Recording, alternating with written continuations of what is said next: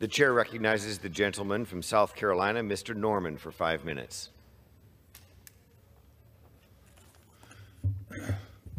Thank you, Mr. Speaker. When John Tang was earning his doctoral degree in physics at Georgia Tech in 1999, he never imagined that some 20 years later, he would be heading the fourth largest American newspaper by subscription count. At the time, the Chinese Communist Party, the CCP, had just started persecuting the spiritual discipline Falun Gong, practiced at the time by roughly 1 in every 12 Chinese. People would practice these slow-moving exercises in the morning in parks before going to work. Just like any other persecution campaign by the CCP, the regime relied on the media it controlled, both the state media and the private media, to demonize and isolate the group. In an attempt to demonize Falun Gong and to justify its persecution, the media played nonstop hate propaganda attacking this peaceful mediation group. John, who had immigrated to the United States, watched from afar in horror as friends were persecuted for their beliefs. John decided to take action. Despite having no experience or investment, he started Zhongyun, the Chinese edition of the Epoch Times, in the basement of the home in the suburbs of Atlanta, Georgia. John was driven by a wish to provide uncensored information to not only people in China, but to people around the world. Soon, other Chinese Americans left their well-paying jobs to help John with this seemingly impossible endeavor. The Epoch Times' first reporting group was established in China in the year 2000, covering key events with a main focus on the CCP's human rights abuses. The CCP, however, sees any kind of independent reporting on its brutal human rights abuses as a threat. Within a few months, Chinese police raided the underground newsrooms, arresting every reporter and every editor.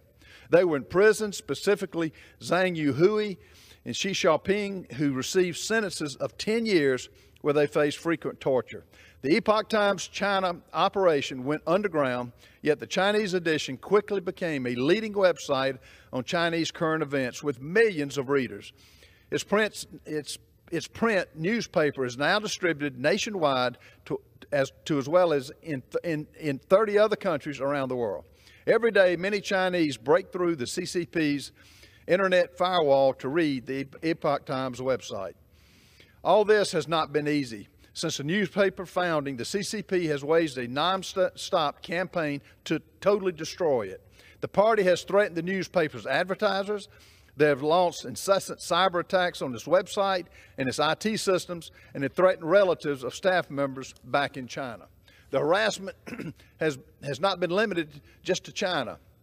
In 2006, the home of then Chief Engineer Peter Lee was broken into by assailants who tied him to a chair and beat him before stealing 2 computers. Meanwhile, in Hong Kong in 2019, assailants started a fire in the newspaper's printing press. In 2021, armed men entered the building and used sledgehammers to smash printing equipment. The Epoch Times also inspired the Tui Dang, which means the Quit the CCP movement.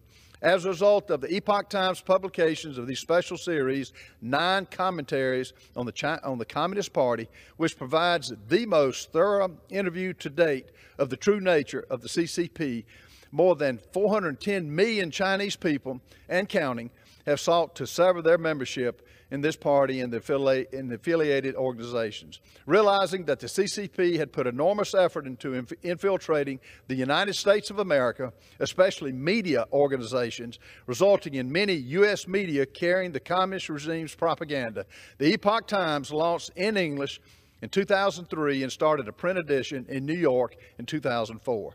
The Epoch Times independent reporting has attracted a large readership in the United States, now ranking as the 4th largest newspaper in the country by subscriber count.